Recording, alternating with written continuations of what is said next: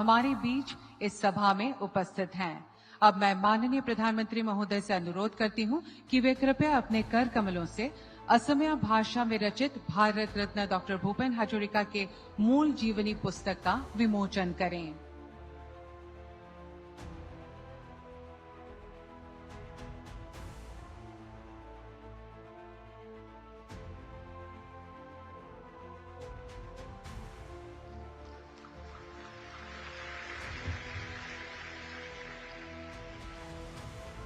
धन्यवाद महोदय।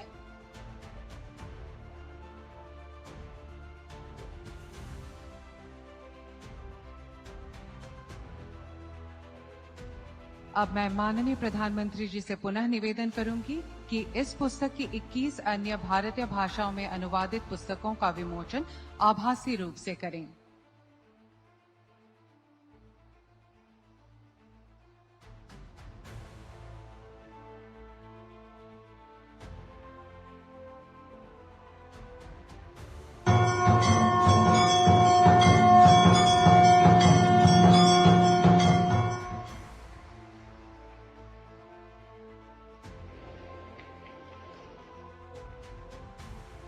धन्यवाद महोदय।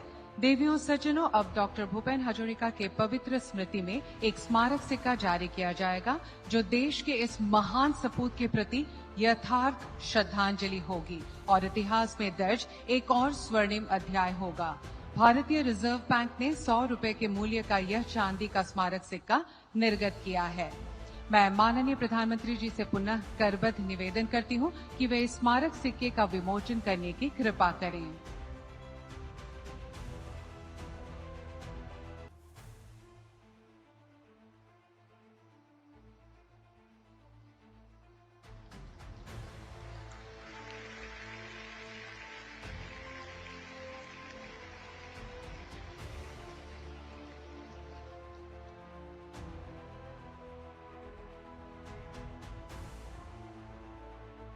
धन्यवाद महोदय। अब मैं माननीय प्रधानमंत्री श्री नरेंद्र मोदी जी से विनम्र निवेदन करती हूं कि वे कृपया अपने सारगर्भित विचारों से हमें प्रेरित और मार्गदर्शित करें।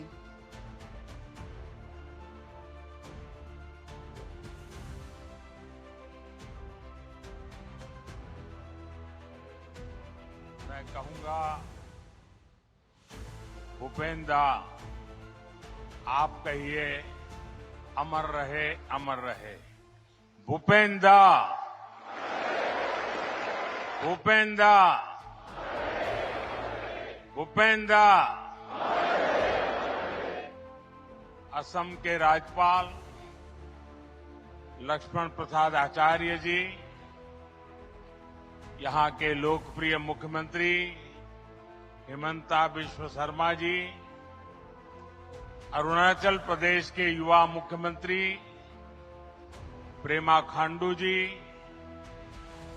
केंद्रीय मंत्रिमंडल में मेरे साथी सर्बानंद सोनोवाल जी, मंच पर उपस्थित भूपेन हजारिका जी के भाई श्री समर हजारिका जी, भूपेन हजारिका जी की बहन श्रीमती कविता बरुआ जी, भूपेन दा के पुत्र श्री तेज हजारिका जी, तेज को मैं कहूंगा केम छो,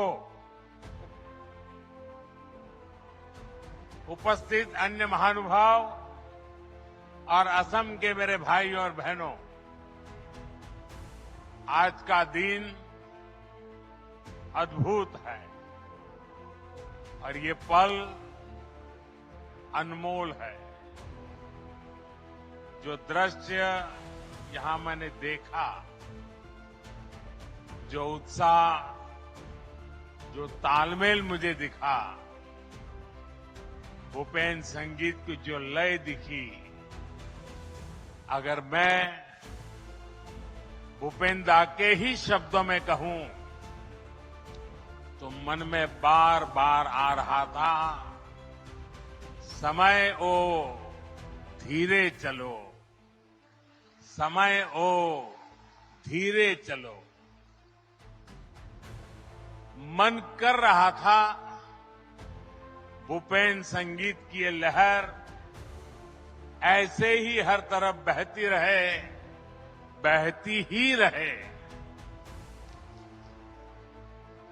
मैं इस आयोजन में हिस्सा लेने वाले सभी कलाकारों की बहुत बहुत सराहना करता हूं।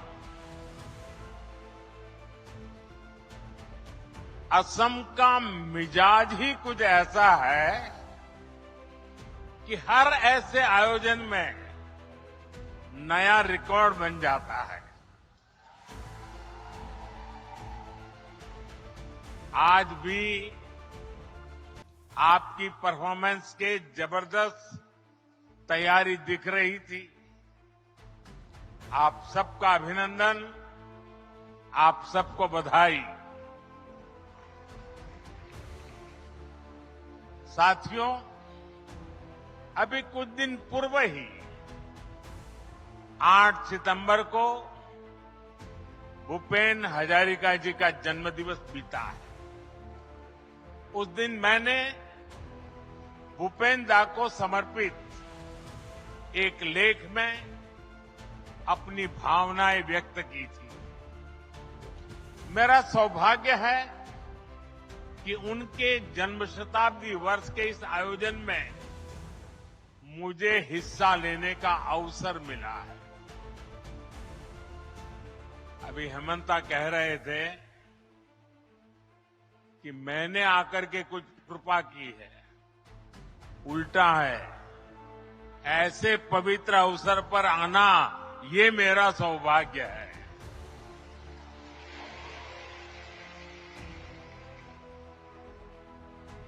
भूपेन दा को हम सभी प्यार से सुधा कोंठो कहते थे। ये उन सुधा कोंठो का जन्म शताब्दी वर्ष है जिन्होंने भारत की भावनाओं को आवाज दी, जिन्होंने संगीत को संवेदना से जोड़ा, जिन्होंने संगीत में भारत के सपनों को संजोया और जिन्होंने मां गंगा से मां भारती की करुणा को कह सुनाया। गंगा बहती हो क्यों, गंगा बहती हो क्यों। साथियों, भूपेन दा ने ऐसी अमर रचनाएं रची जो अपने स्वरों से भारत को जोड़ती रही, जो भारत की पीढ़ियों को झकझोरती रही। भाइयों बहनों, भूपेन दा सशरीर हमारे बीच नहीं रहे, लेकिन उनके गीत, उनके स्वर आज भी भारत की विकास यात्रा के साक्षी बन रहे हैं, उसे ऊर्जा दे रहे हैं। हमारी सरकार बहुत गर्व से भूपेन दा के जन्म शताब्दी वर्ष को सेलिब्रेट कर रही है। हम भूपेन हजारिका जी के गीतों को, उनके संदेशों को और उनकी जीवन यात्रा को घर घर ले जा रहे हैं। आज यहां उनकी बायोग्राफी भी रिलीज की गई है। मैं इस अवसर पर डॉक्टर भूपेन हजारिका जी को श्रद्धापूर्वक नमन करता हूं।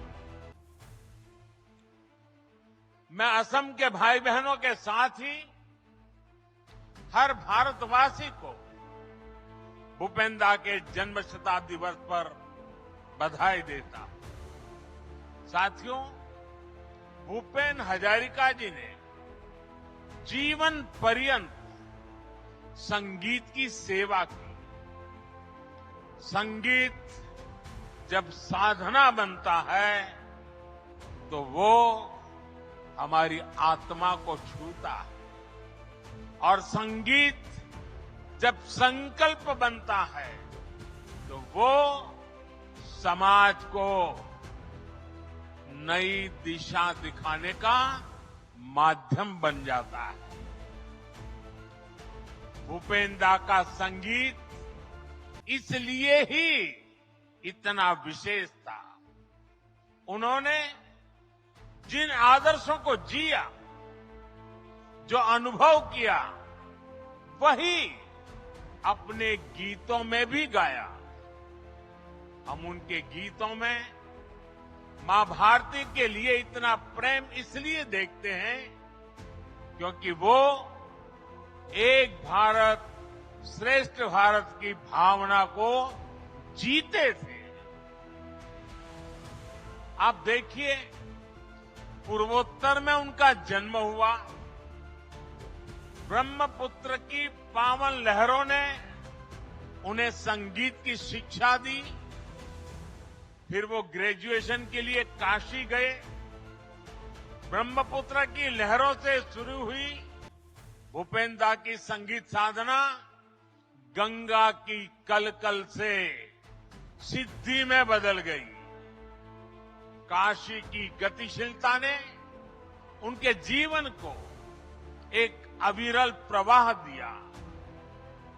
वो एक यायावर यात्री बन गए। उन्होंने पूरे भारत का भ्रमण किया। फिर पीएचडी करने अमेरिका तक गए। लेकिन जीवन के हर पड़ाव पर वो असम की धरती से एक सच्चे बेटे की तरह जुड़े रहे और इसीलिए वो फिर वापस भारत लौटे। यहां आकर फिल्मों में वो सामान्य मानवी की आवाज बने। उनके जीवन की पीड़ा को स्वर दिया। वो आवाज आज भी हमें झकझोरती है। उनका गीत मानू है मानू होर बाबे, जो दिए ओ कोनू ना भावे, ओ कोनी हो अनुभूति रे, भावी वो कोने नू कुआ। अर्थात अगर मनुष्य ही मनुष्य के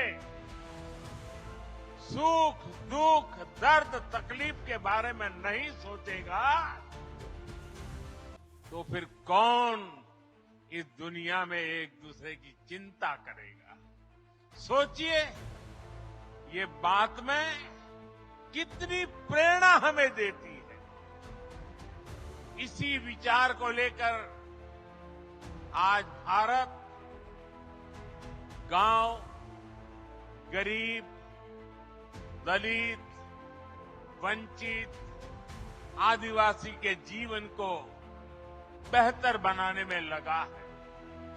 साथियों, भूपेन दा भारत की एकता और अखंडता के महान नायक थे। दशकों पहले जब नॉर्थ ईस्ट उपेक्षा का शिकार था, नॉर्थ ईस्ट को हिंसा और अलगाववाद की आग में जलने के लिए छोड़ दिया गया था, तब भूपेन दा उस मुश्किल समय में भी भारत की एकता को ही आवाज देते रहे। उन्होंने समृद्ध पूर्वोत्तर का सपना देखा। उन्होंने प्रकृति के अद्भुत सौंदर्य में बसे पूर्वोत्तर के लिए गीत गाए थे। उन्होंने असम के लिए गीत गाया था, नाना जाति उपजाति रहोनिया कुष्टी, आकू वाली लोई होई शील सृष्टि, ऐ मोर अहोम देश। जब हम ये गीत गुनगुना